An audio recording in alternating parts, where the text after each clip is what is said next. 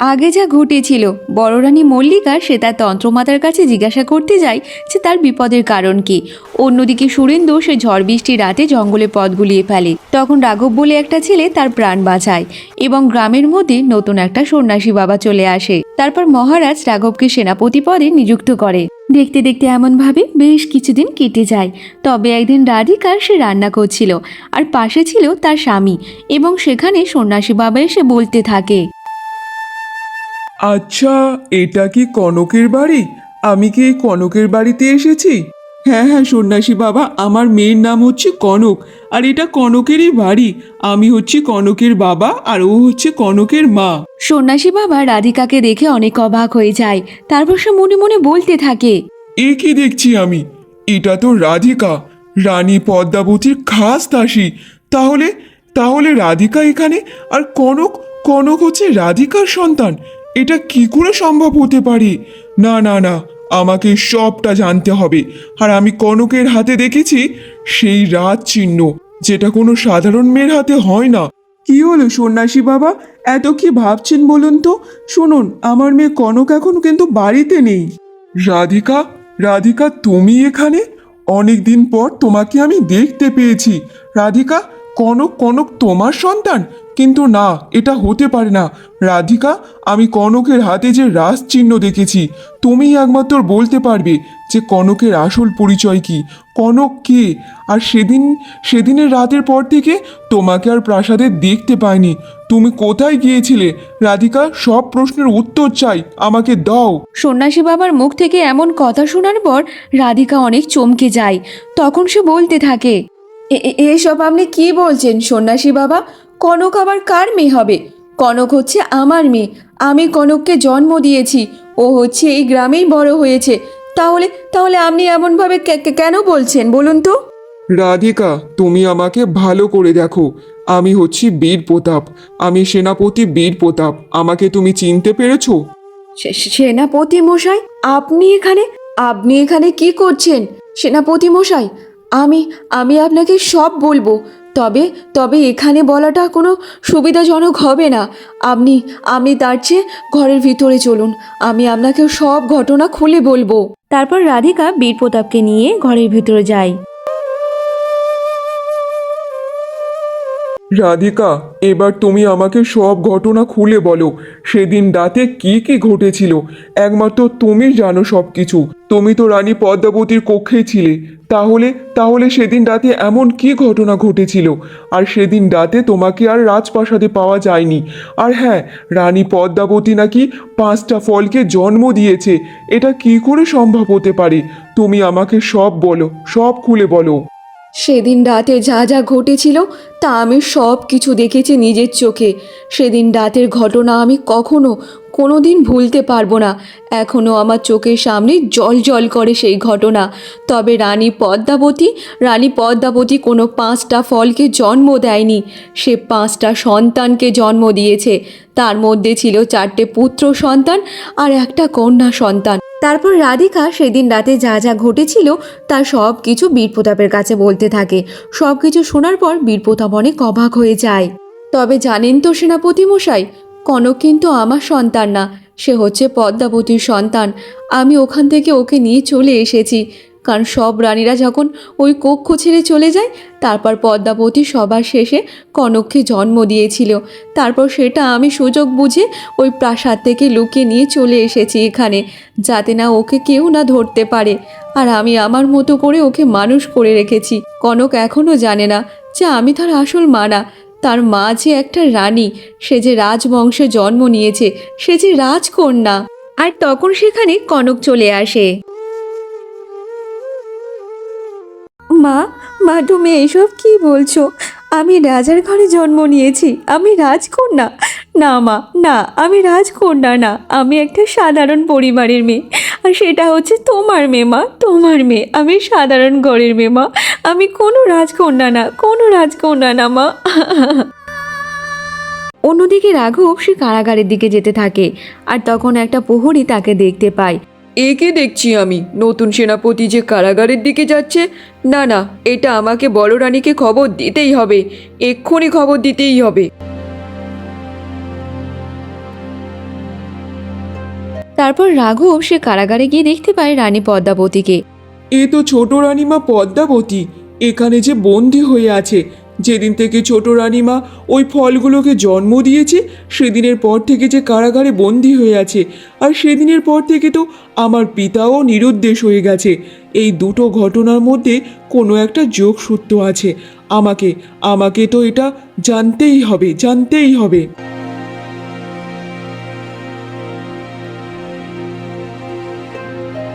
রানী পদ্মাবতী, রানীমা, ছোট রানীমা। পদ্মা রাঘবকে ভালোভাবে দেখে, দেখার পর সে চুপ করে থাকে, সে কোনো কথার উত্তর দেয় না। রানীমা, আপনার সাথে আমার কিছু কথা আছে। আপনি দয়া করে বলুন, আপনাকে এখানে এমনভাবে বন্দি করে কেন রেখেছে রানীমা? আপনি বলুন। তখন পদ্মা মনে মনে ভাবতে থাকে, কে এই যুবক এমনভাবে সব কিছু জানতে কেন চাইছে? আমার মনে হয় রানী মল্লিকার এটা নতুন চাল। না না, সে কি ভেবেছে? সে এমনভাবে কি আমার পেটে থেকে কথা বের করবে? না, আমি কিছুই বলবো না, কিছুই না। রানীমা, আমি ছোটবেলা থেকে আপনার সম্পর্কে যা শুনে বড় হয়েছি সেই সব ঘটনা কি সত্যি? সত্যি কি সব ঘটনা? আপনি বলুন রানীমা, আপনি চুপ থাকবেন না। বলুন না রানীমা, বলুন। আমি কিছুতেই বলবো না যে আমার মেয়ে বেঁচে আছে এখনো, আমার সন্তান এখনো বেঁচে আছে। না না, আমি বলবো না, তারও ক্ষতি করে দিতে পারে। এরা খুব খুব শয়তান, আমি বলবো না কিছু। অন্যদিকে বড়রানী মল্লিকা সে তার কক্ষে বসে বসে একটা সাপের সাথে কথা বলতে থাকে, যে সাপটা তার তন্ত্রমাতার কাছ থেকে নিয়ে এসেছিল। আমি তোকে যা যা বলেছি তার সব কিছু মনে থাকবে তো? তোকে যা যা করতে বলেছি তার সব করবি। তোর মধ্যে যত বিষ আছে তোর সব বিষ থলিতে জমিয়ে রাখ। তন্ত্রমাতা অজানা শত্রুর অভ্যাস দিয়েছে, তার জন্য তোকে প্রস্তুত থাকতে হবে। সে যখন আসবে তুই হবি আমার প্রথম রস্ত। আর তখন বাইরে থেকে আওয়াজ আসতে থাকে। রানীমা, আপনার সাথে কিছু কথা আছে। আমি কি কক্ষের ভিতরে আসতে পারি রানীমা? এই সময় আবার আমাকে কেন ডাকাডাকি করছে? এমন কি প্রয়োজন পড়েছে যে এই সময় আসতে হলো? শোন, এবার তুই যা, তুই কোনো জায়গায় লুকিয়ে পড়, একদম কারোর সামনে আসবি না, বুঝেছিস? তারপর সাপটা তাড়াতাড়ি করে লুকিয়ে পড়ে। তারপর বড় রানী অনুমতি দেওয়ায় প্রহরী সেই কক্ষে প্রবেশ করে। এ কি প্রহরী, তুমি কেন এখানে এসেছো? তুমি কারাগার পাহারা দিচ্ছিলে না?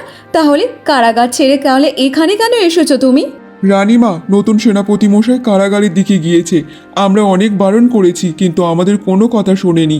তাই জন্য আমি আপনাকে তাড়াতাড়ি এই খবরটা দিতে এসেছি রানীমা।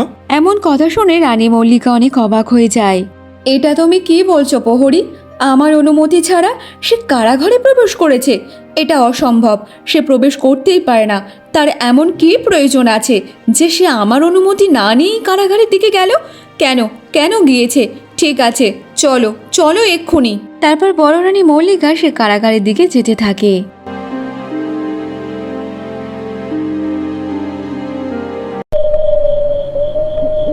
অন্যদিকে একান্তে কনক তার মায়ের কাছে বলতে থাকে কেঁদে কেঁদে, মা, তুমি বলো না, তুমি যা কিছু বলেছ সব মিথ্যে। আমি যা কিছু শুনেছি তা সব ভুল শুনেছি মা। তুমি একবার বলো না মা, আমি কোনো রাজার মেয়ে না।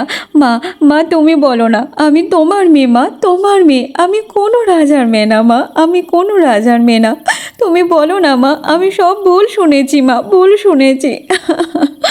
না কনক, আমি যা বলেছি তা সব সত্যি বলেছি। তুই যে আমার মেয়ে নাহারে, তোর যে রানীর কোলে জন্ম হয়েছে, তুই যে রাজবংশের মেয়ে, তুই যে রাজকন্যে রে মা, রাজকন্যে। আমি যে শুধুমাত্র তোকে পালন করেছি মাত্র, তুই যে আমার সন্তান না রে, তুই আমার সন্তান না, তুই যে রাজকন্যে রে মা, রাজকন্যে। না মা, না, তুমি মিথ্যে বলছো। আমি মানি না এইসব, আমি মানি না। তুমি সব মিথ্যে বলছো। আমি তোমারই মেয়ে মা, তোমারই মেয়ে। না না, আমি কিচ্ছু মানি না, কিচ্ছু না। এই সব ভুল কথা, আমি বিশ্বাস করি না মা। তারপর কনক সে কাঁদতে কাঁদতে ওই ঘর থেকে বেরিয়ে যায়।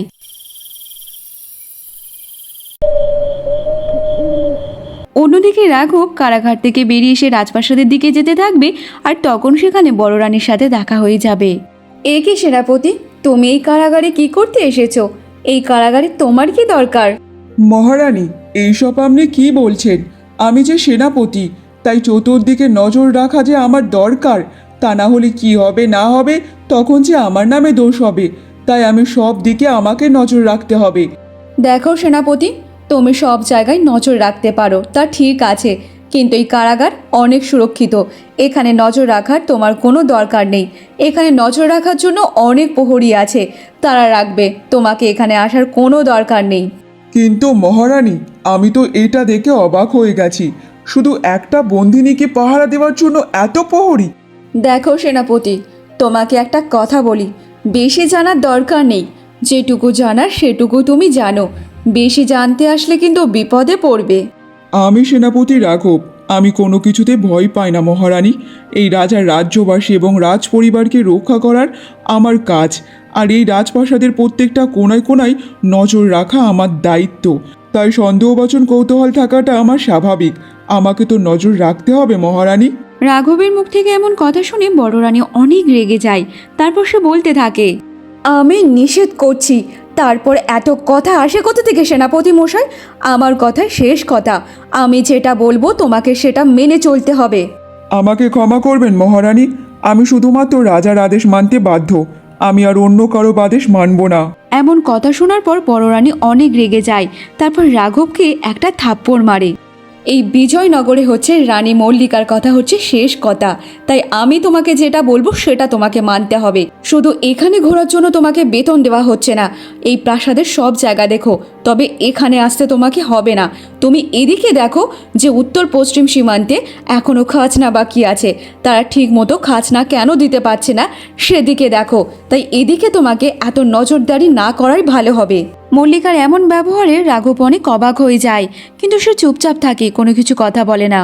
যাও সেনাপতি, তুমি তোমার সেনাবাহিনীদেরকে নিয়ে যাও উত্তর পশ্চিমে, দেখো ওখানে কেন খাজনা দিচ্ছে না, আর যারা খাজনা না দেবে তাদের কাছ থেকে খাজনা আদায় করে নিয়ে আসো। যাও এক্ষুনি। আর তখন সেখানে সুরেন্দ্র চলে আসে।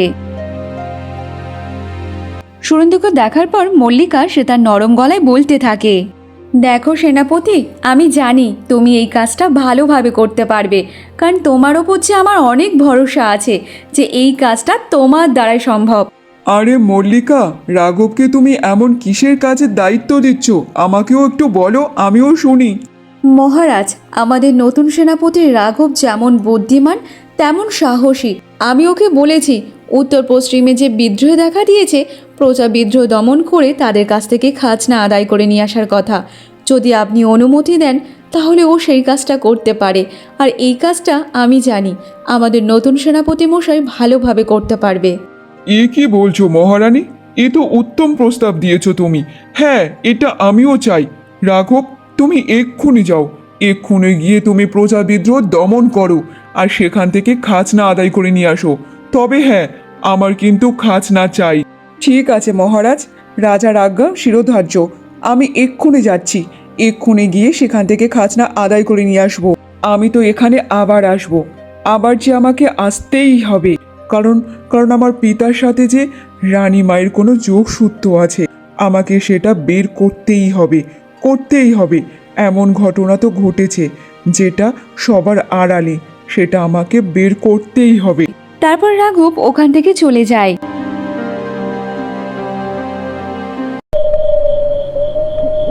অন্যদিকে কনক কাঁদতে কাঁদতে সে জঙ্গলে চলে যায়।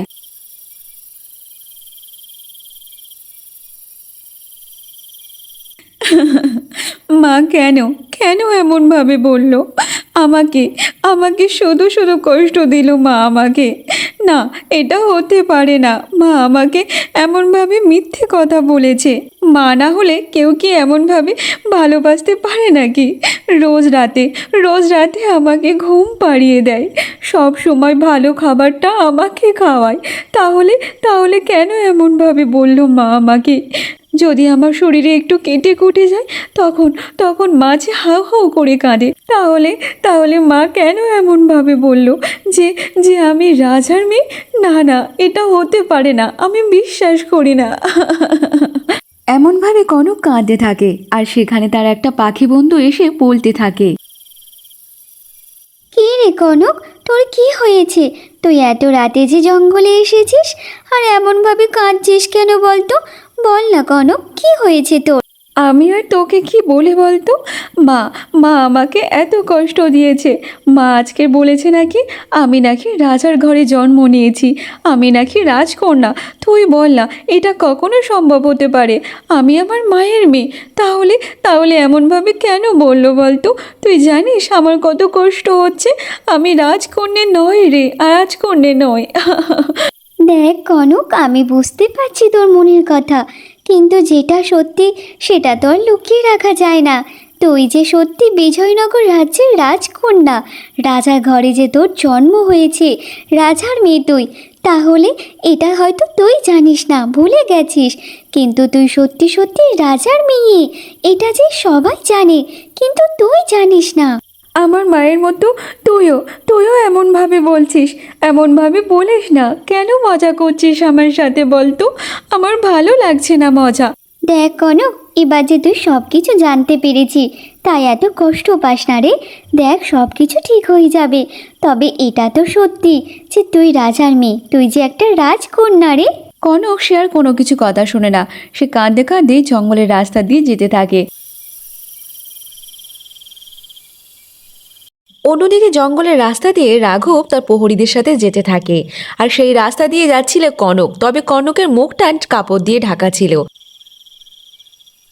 কে তুমি? আর এত রাতে এই জঙ্গলে তুমি কি করছো? এমন ভাবে যে হেঁটে হেঁটে যাচ্ছ, কে তুমি? রাঘবের কথা শুনে কনক কোনো কিছু কথা বলে না, সে চুপচাপ থাকে। তবে কনকের চোখ দুটো দেখে রাঘবের মনে একটা অনুভূতি হয়। এত রাতে যে এত ঘন জঙ্গলে তুমি ঘোরাঘুরি করছো, তুমি এই জঙ্গলে কি করতে এসেছো বলো? কনক রাঘবের কোনো কথা উত্তর না দিয়ে তার চোখ ভর্তি জল নিয়ে সে আবারও জঙ্গলের রাস্তা দিয়ে হেঁটে হেঁটে যেতে থাকে। সেনাপতি মশাই, আমার মনে হয় এই কন্যা এই গ্রামেরই আশেপাশে কোথাও থাকে। এই জঙ্গলের পর তো একটা গ্রাম আছে, সেই গ্রামেই থাকে। হ্যাঁ প্রহরী, তুমি একদম ঠিক কথাই বলেছ, এটাই হবে। সেনাপতি মশাই, এবার চলুন আমরা রওনা দিই। না না, এখন আমরা কোথাও যাব না, আজ আমরা এখানেই অবস্থান করব। কিন্তু সেনাপতি মশাই, আমাদের তো এখানে থাকার কোনো কথা ছিল না, আমাদের তো আরো আগিয়ে যাওয়ার কথা ছিল। আমি এই মুহূর্তে সিদ্ধান্ত পাল্টেছি, তাই আমার কথা হচ্ছে শেষ কথা। আজ আমরা এখানেই অবস্থান করব, বুঝেছো? অন্যদিকে রাধিকা ঘরে বসে বসে কাঁদতে থাকে, আর তখন তার স্বামী তাকে বলতে থাকে। আরে ও গিন্নি, সেই কখন থেকে দেখছি তুমি কেঁদেই চলেছো কেঁদেই চলেছো।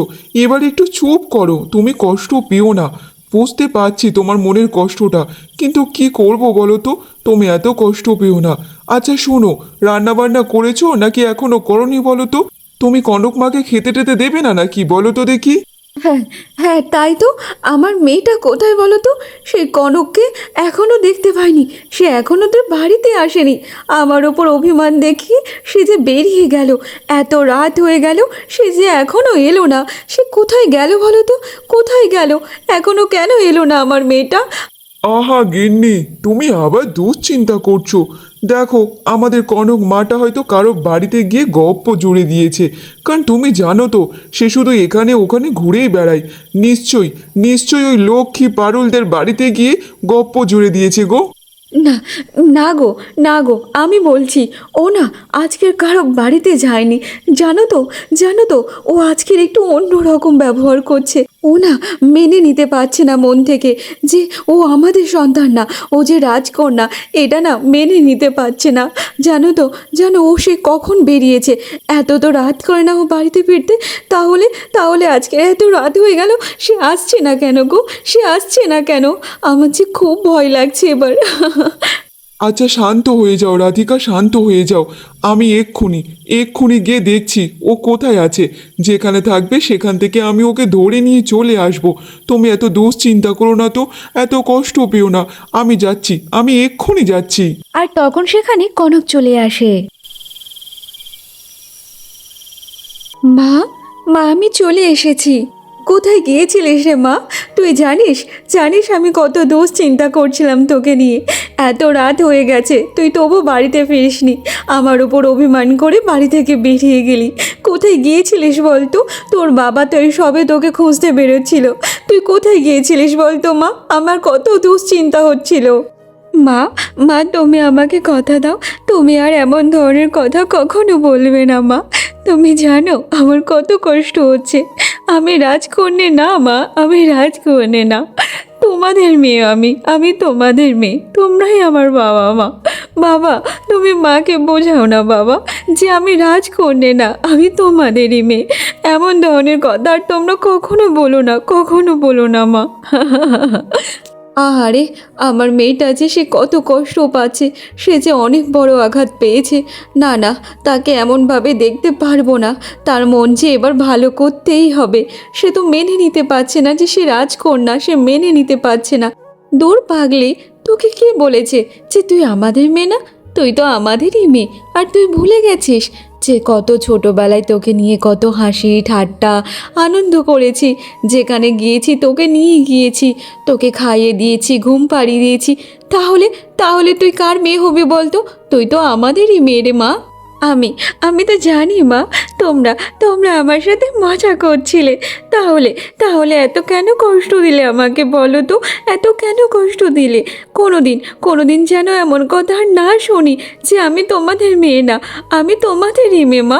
এমন কথা আর কখনো আমার সামনে বলবে না। আমার যে খুব কষ্ট হয় মা, খুব কষ্ট হয়।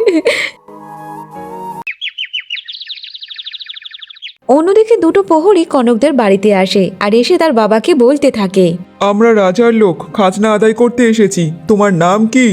আজ্ঞে, আমার নাম সুভল। শুনুন, বড় মাঠে শিবির বসেছে আর আমাদের খাজনা আদায় করতে বলেছে। তাই কালকের 1 বছরের খাজনা আপনারা সবাই দিয়ে যাবেন।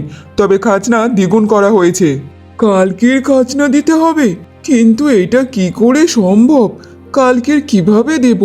তবু আবার 1 বছরের খাজনা। শুনুন, খাজনা বাকিটাকি রাখা যাবে না। আর মহারাজ মহেন্দ্র এখন খাজনা দ্বিগুণ করেছে, তাই জন্য আপনাকে কালকের এসে খাজনা দিতেই হবে। যদি খাজনা দ্বিগুণ করে তাহলে কিভাবে আমরা দেব? একেই তো আমরা গরিব মানুষ, তার উপর খাজনা দ্বিগুণ।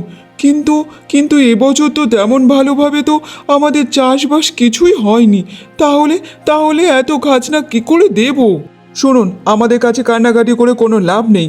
এটা মহারাজ মহেন্দ্রের আদেশ, আর মহারাজ মহেন্দ্রের আদেশ না মানলে জানেন তো কেমন শাস্তি হবে।